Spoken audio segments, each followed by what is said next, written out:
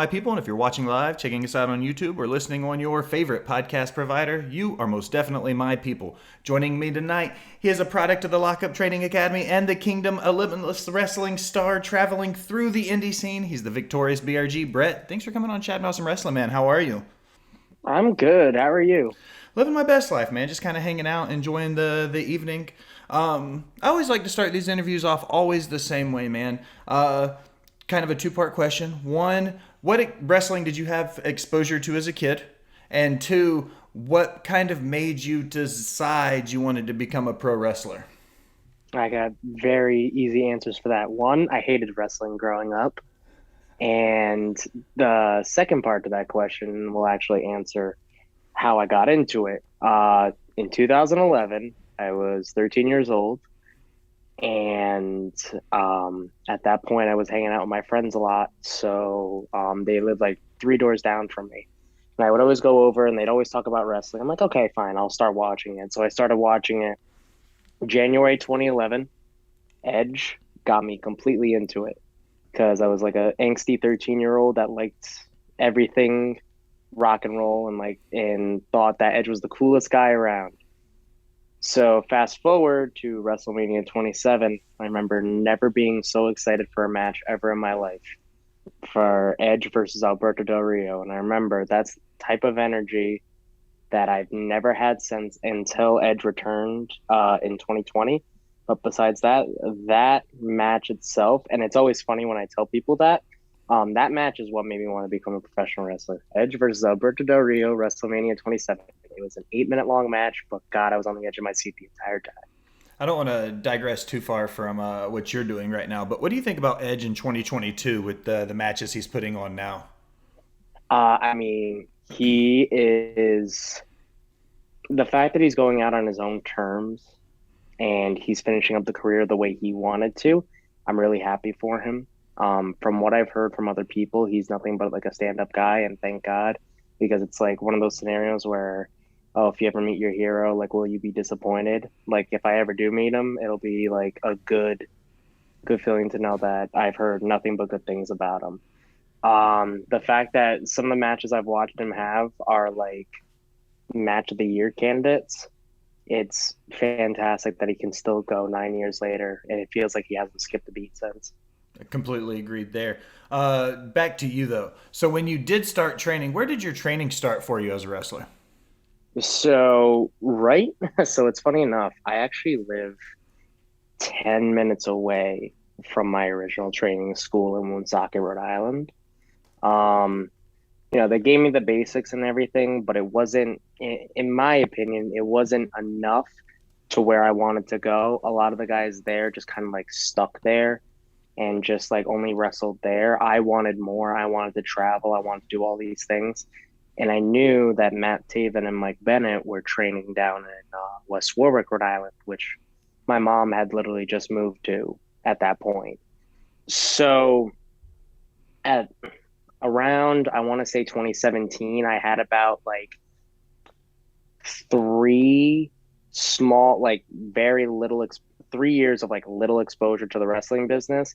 And I went to go train with Matt, and it was primarily Matt that was training at the school at that time because Mike was on his way out because that was the year that he got signed to WWE. And Matt has been instrumental in the 2 years that I stood by him because he has him and Vincent are two guys that literally showed me like character work is like such a key component to wrestling that if you don't focus on a lot of your character work, the wrestling is the wrestling part. Like everybody's going to remember the wrestling part, but are they really going to remember the character itself that you are? So they really showed me that that was a big thing that you need to learn. And then it's so funny because at the Lockup Training Academy, who Ryan Waters is Matt Taven and Vincent's trainer, Ryan is so like nitty gritty, breaking down a match to literally the smallest nitpicky things to where you get such a great idea of what psychology is and closing loops and making your matches just stand out amongst the rest, which I really enjoy.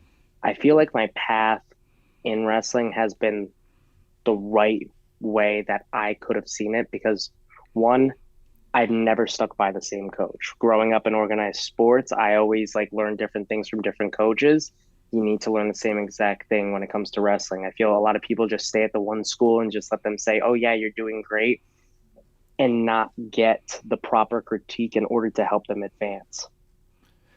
Looking at what you were just saying, just kind of playing off what you were talking about, when you start at somewhere Mhm. like the Lockup Academy that spends so much time teaching you the in-ring psychology in building a match, and then when you get Mhm. somewhere with the Kingdom and Taven, and you were speaking on Vincent, some of the character draws, do you feel like you're a student of the game in the sense that you're just adapting and being a sponge and just taking all this in from these great guys you get to spend time with? Yes, absolutely. I mean, the thing you'll notice in some of my matches from years past that I kind of cater to what I'm learning at the time. A lot of my earlier stuff is like more focused on the psychology stuff, and it's more a little bit more of like the indie style, but that's also because I wasn't really like my psychology wasn't really there yet. That's when I was training with Matt. And then when I met Ryan for like, I want to say the third time, he really like sat down with me and was like, "You are good. You have so much potential, but you need to capitalize on that potential." He's like, and I remember sending him like a match that I had done recently. And I shit you not, he had like 3 paragraphs of like breaking it down, like nitpicky, to where it's like you need to pick this guy's brain a little bit more because if you don't, it's like you're missing out on like a key component that can help you further your career. And honestly, if it wasn't for Ryan, I feel like I wouldn't be um, considered like a good worker if it wasn't for him. I'm not saying that to blow smoke up my own ass, but it's like a lot of people recently have been telling me like, "Oh, like I'm putting you in this spot because I trust you as a worker and I trust you for this and I trust you for that." I feel like I wouldn't be there if it wasn't for Ryan. And when it comes to Taven, I feel like my character work and how I analyze character work wouldn't be the same without him. So, like I said, learning from multiple coaches is honestly the way to go, in my opinion. So working a lot in the Northeast, we've haven't got there quite yet. What is specifically like working for the crowd in that territory? I know Southern fans are very notorious for being loud and vocal. What's the indie scene like in the Northeast for you guys right now? It's so weird because no matter what state you go to, it's like it's still different no matter what. So like the three like main companies that I work for right now, Beyond, Limitless, and Northeast Wrestling, all three of them have like completely different crowds. It feels like when you go to like Wrestling Open, which is a part of Beyond, a lot of those fans are like the local fans in the Worcester area because part of Drew's vision and Paul Crockett's vision for that is to be like a staple in the town there. So it's a lot of people that are just coming in and watching wrestling for the first time. So you have people that aren't really familiar with it. Then you have fans that are in Northeast Wrestling, which kind of understand where this stuff goes. Like this, the hardcore, like you got the hardcore independent fans, like they followed like Matt Taven's journey, and then on top of that, you had guys like Malachi Black, John Moxley, guys like that who would come in and like the fans would like come in droves for it. But at the same time, it's also a family friendly environment there. At Limitless, we call it the South of the North because it really you do get the Southern vibe up in Maine. It's kind of funny, but it's a very loud, very raucous crowd. But you also have like the independent fans that like to know everything that goes on, like want to follow all these independent guys from the independents to whatever major company they decide to sign with. So speaking on one of them, NCW, you've had a lot of great success with this promotion. You're a four-time Mm-hmm. heavyweight champion. What was it like the first Mm-hmm. time they came to you and they were like, "All right, Brett, you're going to be our guy. We're going to give you the strap." So it's so funny because NCW is like my first place that really took a chance on me. Um, when I was when I was NCW champ for the first time, I was under a completely different ring name. completely different gimmick. It was really like working for the main event in that company really helped give me a decent enough idea of like what a main event match should be. Not the full picture, but it at least gave me like a little taste of it to where I wanted more of it. And it was a good playground to start exploring like different ideas on how to get everything rolling, how to make a match entertaining, but also like captivating at the same time. It's a place where I've learned to grow and learn to try new things out. Um, yeah, I can't thank like Lumberjake and JC and Mike Pava enough for taking the chance on me in the first place. I remember when they told me, I was like kind of like thrown back because I'm skinny now, but like I was like 40 pounds skinnier then. And like I was like, you want to take the chance, you want to put the heavyweight title on like the scrawniest guy on the roster. I'm like, I'm like, thank you.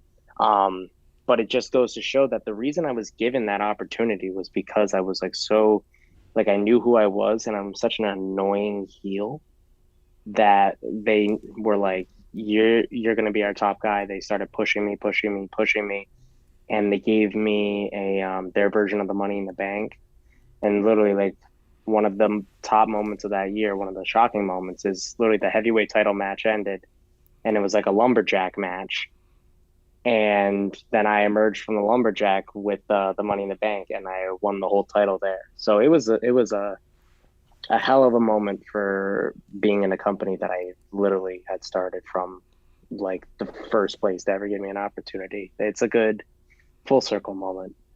That's awesome. I like hearing about those big homegrown stories when a guy comes up from the roots and has successes and then Mm-hmm. he's able to carry it. When you're working there and you're working at some of these other promotions up there, you said you're a great heel. Do you have a preference working heel or babyface? So lately, I have been getting to dabble a lot more in Babyface. It is fun. It's a completely more. It's essentially me on like 10 energy drinks when I'm a babyface. When I'm a heel, it's more subdued, but at the same time, it's still me. I played hockey growing up, and literally trash talking was in my like game plan all the time. And I would do anything to get in the guy's head. Like I was a centerman, so I would always go into the face off. And like at age 12, I would like skate up to the guy at the circle and like spray him with snow, and then do get ready to do the face off. I remember there was one time the ref was like, "Well, that wasn't really nice." I was like, "Whatever." But I was always trash talking. Like I would be mucking it up in the boards with some kid, and I would just like give him an elbow and like talk shit to him. It's the same kind of thing with me now as a heel. Like I'm just at home with it. Like I'll talk shit. I'll do whatever. I have no problem talking crap to the fans. But at the same time, it's like when I'm a baby face, I tend to use that same trash talking and just use it towards my opponent as opposed to the fans. So honestly, it's like if you asked me like 6 months ago, I would have probably said heel. But lately, I've been like really vibing as a baby face, and I can't really deny that. I've always laughed at one of my favorite phrases I was told once. A friend on the show came on and he said, "It's a lot easier to get them to hate you than it is to get them to love you." Do you feel Oh, like it's absolutely. easier to get heat than it is for you to get the shine as a babyface? Absolutely. I mean, people, so it's like it's it's kind of mean to say, but like a lot of people are like tend to be negative. So, especially when you go to in front of a crowd that like barely knows you, it's really hard to like get that sympathy right out the gate. The only people that I see get that every single time and it's Waves and Girls. They're like the tag team up here, the tag team that's breaking out right now. They're some of my best friends. Every time they come out to I Want to Dance with Somebody by Whitney Houston. And Trayvon just has this energy that like nobody can match. And they're probably one of my favorite teams to wrestle because it's so easy. Because when that happens, it's me talking shit, them clapping right back with all their insults, and we're just having some fun there. I wrestled them the most out of any team last year, and I don't regret any match at all because it's just so much fun. So you touched on it a little bit. I'm going to go ahead and dive in. Beyond Wrestling, Wrestling Open. These Hmm. guys are just blazing through IWTV right now, huge on there. Hmm. You've done some work up there, Stetson Ranch as a tag team. Kind of Hmm. talk on Beyond Wrestling and Wrestling Open and the chance to kind of get up there and do that. And then maybe what's it like when you have to work as a singles wrestler and a tag team wrestler? And I know that might seem like a lot to chew on, but kind of blend it all together as best you can for me, I guess. I mean, you can see I can talk for hours at this point. Sometimes I have to stop myself from talking, but it's like Beyond Wrestling was like one of the places that kind of like I didn't know what independent wrestling was when I first started. I really didn't. Like I saw like what the school I was starting at. I saw like one of their shows. I was like, oh, okay. And then I went to a Beyond Wrestling show in like 2015, and I was like, what the heck is this? Like this is completely different. I'm not gonna say how because I'm not gonna be mean, but this is completely different than what I'm used to. And then I just remember it was always like in the background. But until like this year or last year, I was in the Discovery Gauntlet last year for with Prestigious, but it was kind of wild that that was like my first real exposure to independent wrestling, and now I'm working for them. Wrestling Open is like a subsidiary of them. They are trying to make it its own thing. And Wrestling Open is pretty fun. I'm not gonna lie, because like I said, it's a lot of like the local fans coming in and seeing wrestling for the first time. And we have to introduce them to it. And it's just wild to me that a lot of these people like don't know wrestling, and I'm being one of the first people to introduce them to wrestling. Singles wrestling versus tag team wrestling. There's some days I hate tag wrestling, there's some days I hate singles wrestling. I'm more so like being a singles wrestler just because I have more control on what story I want to tell. As a tag team wrestler in the Stetson Ranch, I was for a bit the comedic relief. A little bit of comedic relief, just coming out on a hobby horse and wearing like an outlandish cowboy hat. I mean, it's a silly, silly thing because the guy that Stetson is the one and only New Jersey cowboy. That's his gimmick. So New Jersey cowboy, I don't know what that is. I mean, you're great, Stetson. You're fantastic, but I still don't understand what it is. And the thing with that is, it's like I always like when it comes to Wrestling Open, people see like a different side of me. They see me on the hobby horse and they see me wearing the outlandish hat, but I still tailor it back to who I am as a person. I'm very money driven. Like I like working hard and I like having success. And when I'm given like a boatload of money, I tend to go a little bit crazy and like spend happy. So that's what I tailored it when I started working for the one and only New Jersey cowboy who has all this money and is like a rich cowboy from New Jersey. He's paying me to be in the Stetson Ranch, and I'm taking that money and I'm just having a blast because I'm carefree right now. I can do whatever the hell I want. Lately, I've had a little bit of a tone shift where I'm like, I'm tired of being like seen as a joke. And this past Thursday, I put in like a really hard hitting match, which I really enjoy. I do enjoy like throwing like stiff shots and like being and like showing people that like I am tough. You may not think it when you first see me, but I am. That's not again, that's not to blow smoke up my own ass. It's just the truth. I like dabbling in both tag team and singles wrestling for different reasons because there's two different psychologies when it comes to both. And being able to like work on both and feeling like you're learning and learning in both aspects, it's a fun experience to know that no matter what, if I let's say I perfect singles wrestling one day and I just like there's nothing else for me to learn, which is impossible, but we're just going to do it as a hypothetical. I know that I still have tag team wrestling that I can still keep learning and keep wanting to get better at. So that's I really can't choose on like what's better, but personally that's the fun of it all is that no matter what you're going to keep learning. When you're in the ring, and you said just now when you're working with the original Jersey Cowboy, building your character, keeping the crowd entertained, but also displaying your athleticism. How do you balance all of these things and spin all these plates at once? It's just a matter of repetition. Repetition, repetition, repetition. I wrestled so much in these last couple of years that I've finally figured out like one of the right moments to display my character and one of the right moments to turn it up and make sure that my opponent's beaten down to the point where I can flourish that energy. The thing is you can't show all that energy right in the beginning, or else if you bring the crowd all the way up to a 10, then you can't really go any higher. So you have to give them just like, let's say, a 6 right in the beginning of the match, and slowly it builds and it builds and it's built, and then you get like the full character at a 10 later on in the match when there's literally like you're about to finish the entire thing.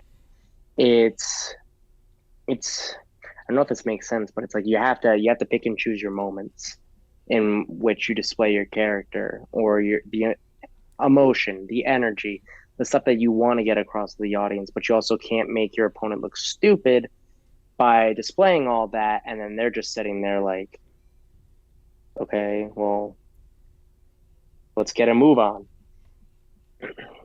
Okay, so looking at it in the three, I'll say I don't want to say three different levels, but you'll get what I'm getting at when I get there. Mm-hmm. Seeing the shows at your training school and where you first started, then having a chance Mm-hmm. to get it to Beyond. You've also had a chance to work AEW Dark, Dark Elevation. You had a Mm-hmm. great match against the Factory. Having seen, the different levels of wrestling now, what were some of the biggest takeaways when you had a chance to work for AEW? Well, it's very different. I didn't find out that I was having a match.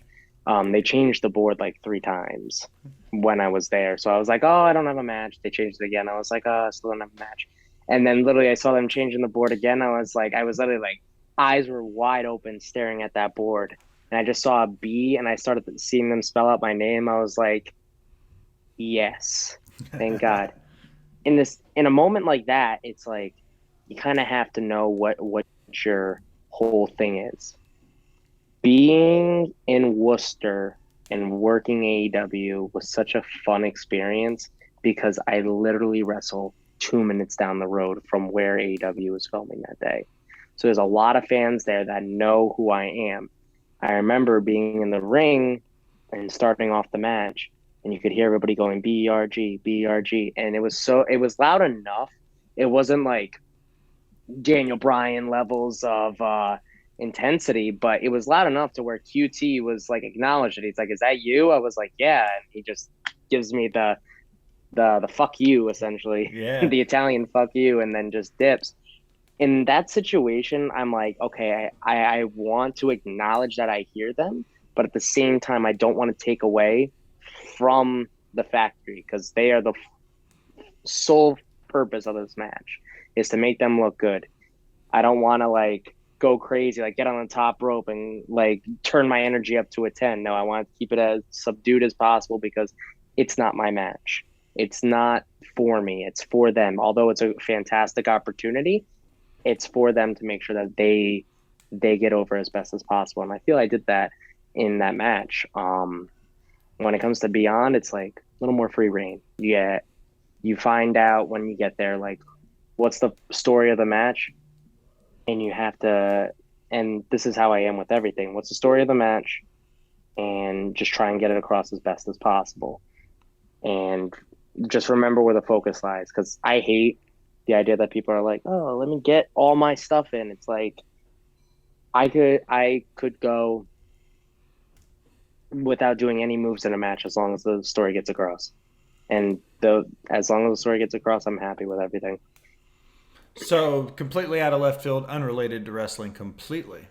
What Okay. outside of wrestling do you do to kind of keep you busy on a free day if you Oh, have those jeez. things? What's kind of cheating, but I watch wrestling. But at the same time, I like watching movies. I love watching watch hockey a lot. I'm a big Montreal Canadiens fan, which in New England is kind of taboo, but it's whatever. Um, and then I play video games a lot. I love video games. I just my girlfriend got me a PS5 recently, and it's been oh man, she definitely knows that I love her now, for sure. Um, but like recently, I've been playing like the Guardians of the Galaxy game on the PS5. Such a great game. Funny enough, mentioning how like I'm so focused on like the story and my matches. I love video games with stories in them, like really good stories. Like if you have like great gameplay, it's like essentially like the best way to put it. A video game with like great gameplay and a bad story is like watching like a wrestling match with like great technical work, but you're not really invested in the characters. Those are the matches I don't really like personally. I love a good story. I love jumping into a story. Like I love those games like Until Dawn. I played a game called The Quarry recently. There's very little gameplay, but the story, you're like, what's gonna happen next? What can I do next? And specifically in those last two games, like the whole point is to make sure that like your characters don't die. So you have to make the right decisions. So like I literally went through the quarry 3 times just to try and get everybody to survive. And it took forever and it was so frustrating because there's like 10 chapters. Let's say you're 7 hours in and someone dies because you made like the dumbest decision, but it seemed right in the moment, and then you're like, fuck.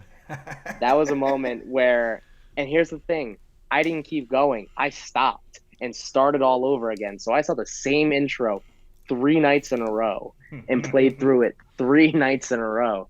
It's like, I love video games, but they can be so fucking frustrating sometimes, especially on games like that. I'm an RPG guy. I spent a lot of time playing Fallout and Skyrim style games. And one of the big See, things I for love, me was Fallout 4 in the hardcore mode. If you don't sleep, your game doesn't save. So you would spend oh, an hour, 2 hours jamming, just getting through, and then you die and you realize you hadn't slept in that 2 hour period. So all the work you've done just gone. yep. That's, I've been playing Resident Evil. Like I've been playing like the Resident Evil 2, like the original on my PlayStation 2. And it is so frustrating because there was a point where I was Claire and I was going through like the bottom half. I don't know if you played Resident Evil 2 at all Oh or yeah. the remake, but you're like in the basement area of the police station. And when I walk around the corner, I'm like at red health and there's a liquor right there. And I'm like, son of a bitch, and I have barely any ammo. So I eventually figured out a way to get around that because I wasn't restarting that game. And it took a little bit before I actually restarted it. But it's like that, and then I'll play the remake is fantastic. I love playing Resident Evil. It's probably one of my favorite franchises. What other games do I freaking like? Oh, you mentioned RPGs. I love Mass Effect. Another Mass great Effect is one. Yeah. it's my favorite trilogy because I love space operas. I'm a big Star Wars guy.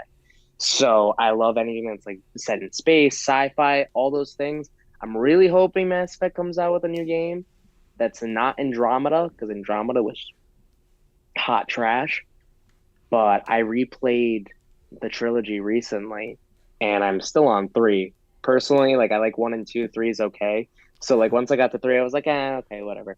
But like the suicide mission is like one of my favorite missions in like all of gaming. Um, Mass Effect 2 is probably like up there on my top 10 list of games. It's just like I said, great story. Like I don't care about the gameplay as much, just the story. And that's like a perfect example of like a great story and a great game. And oh man, I wish the ending wasn't so bad in the trilogy. Oh, I wish it wasn't so bad, or else it would be like top tier, like number one for sure. I feel like there's a lot of things, be it video games or movies or TV shows, where you get highly invested and then the ending sucks and you're like, what the hell was that? Yeah, that's kind of how I feel about like my favorite game like ever, which is Sly 2, Bandit Thieves. I don't know if you ever played that. I know It's of it. Yeah, like I know what it is. so I've beaten that game 15 times, like 100%. Like it's not hard to 100% it, but like it was my game growing up. And like I look back at it now and the story is so good, especially for a children's game. And the ending, you're like, I mean, like it's fine, but it's like it's not as captivating as I once thought when I was a kid. Now, again, it's a children's game, so like, what can you do? But it has a lot of mature tones to it, which I really liked. Excellent. All right, Brett. I close all of my interviews with 5 rapid fire questions. I got yours queued up. You ready? Yep, What's your favorite food? tacos. Love tacos. What's your favorite movie? Casino Royale. That's a great one. So, are you a Bond guy, or is it just that Big, specific one? no, I love Bond, Who's your favorite especially Bond then? Daniel Craig. Perfect. Okay, I was gonna. Yeah. That doesn't count. That's not one of your 5. Who's your favorite musician or performing artist? Oh, okay. My favorite band in general is a band called Volbeat. I know Volbeat. They're- Yeah. yeah, they're one of my favorite. They're like my favorite band. I just started listening. I just found out that they got a new album that came out last year. So I was like, why didn't I know about this? So I've been listening to it. Another one, just to cheat a little bit, Thrice. I also really like Thrice. I saw them in concert last October. Nice. What's your favorite venue you've wrestled in? Oof.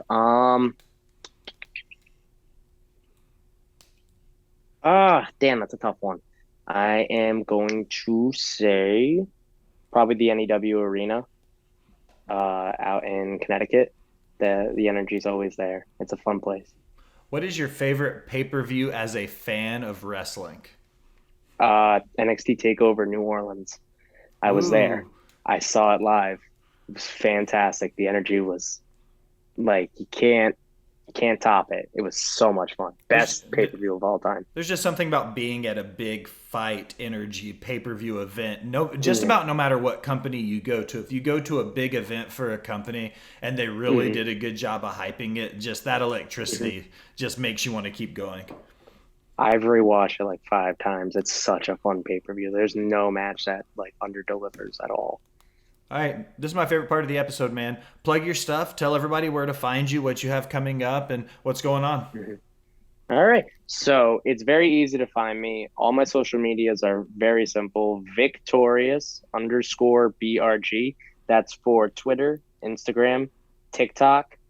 TikTok, I'm pretty famous on there. So if you want to give it a follow, feel free. You can be part of 258,000 followers there. Cheap plug, but whatever. And then this Saturday upcoming, I have Northeast Wrestling, the show without a name.